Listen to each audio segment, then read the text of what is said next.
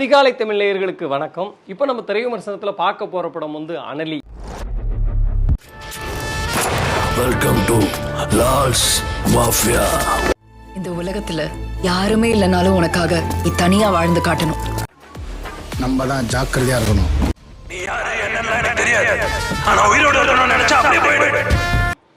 சமீபத்தில் நடந்த ஒரு ப்ரெஸ் மீட்டில் வந்து இந்த படத்துடைய தயாரிப்பாளர் ஹீரோயின் நம்ம சிந்தியா லூர்டே அவங்க வந்து ஒரு ஸ்டேட்மெண்ட் சொன்னாங்க. எனக்கு வந்து அஸ்ட்ராலஜி நல்லா தெரியும், ஜாதகம் நல்லா தெரியும், என்னுடைய கணிப்புப்படி செப்டம்பர் மாதம் விஜய் நடிக்க வந்துடுவார், நான் வந்து அவரோட ஜோடியாக நடிப்பேன்னு சொன்னாங்க.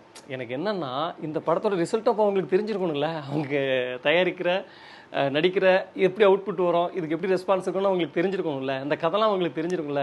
ஒருவேளை அதெல்லாம் அஸ்ட்ராலஜியில் இல்லையோ என்னவோ தெரில, ஒருவேளை அவங்களுடைய ஜாதகத்தை அவங்க பார்க்கலையா என்னன்னு தெரில. ஓகே, நம்ம வந்து இதை வந்து விமர்சனமாக சொல்லலை. இந்த உலகத்தில் ஆசைப்பட்டதை அடைவதற்கான தகுதி எல்லாத்துக்குமே இருக்குது, அதில் மாற்றுக்கிறதுக்கு இடமே இல்லை. அதனால் இவங்க தான் இதை பண்ணணும் கிடையாது, யாருனாலும் எதனாலும் பண்ணலாம். அந்த ஹீரோயினுடைய கான்ஃபிடென்ட்டுக்கு அவங்களுடைய இதுக்கு முதல்ல ஒரு வாழ்த்துக்கள். என்னென்னா சிவகார்த்திகேயன் நடிக்க வேண்டிய ஒரு படத்தில் திடீர்னு 2 நாளைக்கு முன்னாடி வந்து ஒரு புது நடிகர் நடித்தா, ரஜினி முருகன்லையோ இல்லை வருத்தப்படா வாலிப சங்கத்திலையோ சிவகார்த்திகேயன் தூக்கிட்டு வேறு நடிகரை வச்சா அந்த படம் ஒர்க் அவுட்டே ஆகாது. சில படங்களை சில பேர் தான் பண்ண முடியும் அப்படின்ற ஒரு உண்மையை வந்து இந்த மாதிரி நம்ம புது முயற்சிகள் எடுக்கக்கூடிய இயக்குநர்கள், தயாரிப்பாளர்கள், நடிகர்கள்லாம் புரிஞ்சுக்கிட்டா அது அவங்களுக்கும் நல்லது, சினிமாவுக்கு நல்லது. அப்படிங்கிறத நம்ம ஒரு ஸ்டேட்மெண்ட்டாக சொல்லிட்டு இந்த படத்தோட விமர்சனத்துக்கு போகலாம். அனலி கதை என்னென்னா, ஹீரோயின் வந்து அவங்களுடைய பொண்ணை கூட்டிகிட்டு ஒரு சென்னைக்கு வந்துகிட்டு இருக்காங்க. வந்துட்டு இருக்க இடத்துல ஜென்சன் ஆட்டோ டிரைவர் கோயம்பேடில் இறங்கி அவர் கூட பாரிஸ் வரைக்கும் போகிறதுக்காக அவங்க ஆட்டோவில் ஏறுறாங்க. பாரிஸ் வரைக்கும் போகிறவர் டக்குன்னு பின்னிமிலுக்கில் வண்டி விட்டுருந்தாரு. ஏன்னா அங்கே வந்து ஃப்ரீயாக வந்து பிரியாணி கொடுக்குறாங்க, வாங்கிட்டு வந்துடுறேன்னு சொல்லிட்டு போகிறாரு. அங்கே பிரியாணி கொடுக்குறது யாருன்னா ஒரு 2 பெரிய டான் பயங்கரமாக கள்ளக்கடத்தல் பண்ணுறவங்க. அந்த செம்மரத்துக்குள்ளே வந்து துப்பாக்கி குண்டு தங்க பிஸ்கட்லாம் வச்சு கடத்தல் பண்ணுற ஒரு குரூப் பெரிய அளவில் இருக்காங்க. அங்கே போய் இவங்க மாட்டிக்கிறாங்க.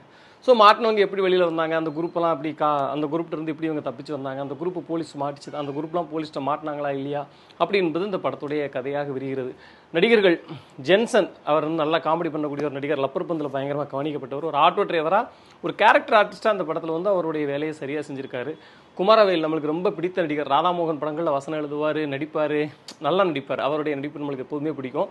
அவர் வந்து அவருடைய கேரக்டரை சரியாக செஞ்சுருக்காரு. சர்ப்ரைசிங்காக வில்லனாக என்ட்ரி கொடுத்துருக்கிறாரு நம்ம வந்து நடிகர் சக்தி, பி வாசு அவர்களுடைய பையன்.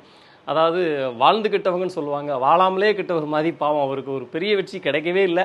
இந்த படத்தில் ரீஎன்ட்ரியாக வில்லனாக வந்தால் கூட பெருசாக அவருடைய ஸ்க்ரீன் பர்சன்ஸ் வந்து நமக்கு பயத்தையோ அதிர்வையோ ஏற்படுத்தவே இல்லை. மற்ற வில்லன்களும் அதே கேட்டகரி தான். எனக்கு வந்து இனியாவோட கேரக்டர் பார்க்கும்போது இன்னும் ரொம்ப கஷ்டமாக இருந்துச்சு. அவங்க வந்து ஒரு கமிஷனர் சொன்னாங்க, ஆனால் தலையை புடவை கட்டிட்டு அந்த மிஸ்கின் பாட்டில் ஒரு மஞ்சள் கலர் புடவட்டான்னு சொல்லும் இல்லையா, அந்த மாதிரி அவங்க உள்ளே வந்தது ரொம்ப கஷ்டமாக இருந்துச்சு. அந்த கேரக்டர் இன்னும் கொஞ்சம் நல்லா எழுதியிருக்கலாம்.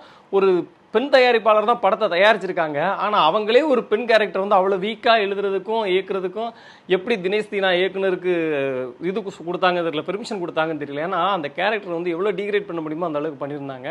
அதுக்கு வழக்கம் போல் பெண்களை ரொம்ப டீக்ரேட் பண்ணால் நம்ம அதிகாலை தமிழ் சேனல் வந்து மென்மையான கண்டனங்களை தெரிவிக்கும். இதையும் நம்ம அப்படி தெரிஞ்சுக்கிறோம். ராமலிங்கத்தோட சினிமாட்டோகிராஃபி உண்மையிலே நல்லாவே இருந்துச்சு, நல்லா செலவு பண்ணி அந்த சினிமாட்டோகிராஃபி சூப்பராக பண்ணியிருந்தாங்க. டிசி தீபன் சக்கரவர்த்தி அவர் தான் இசையமைப்பாளர். அவருடைய மியூசிக்கும் கூடுமான வரைக்கும் ஏதோ எலிவேட் பண்ணிக்கிட்டே தான் வருது.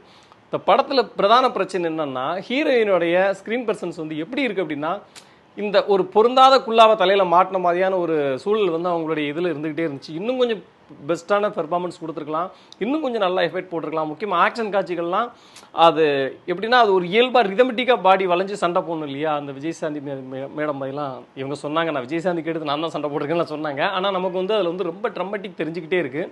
அப்புறம் முகத்துலேயே அவங்களால முழு எமோஷனலாக கொண்டு வரவே முடியலை. எமோஷனல் சீன்லேயும் சரி, ஆக்ஷன்லேயும் சரி, எதுலேயுமே கொண்டு வரவே முடியல.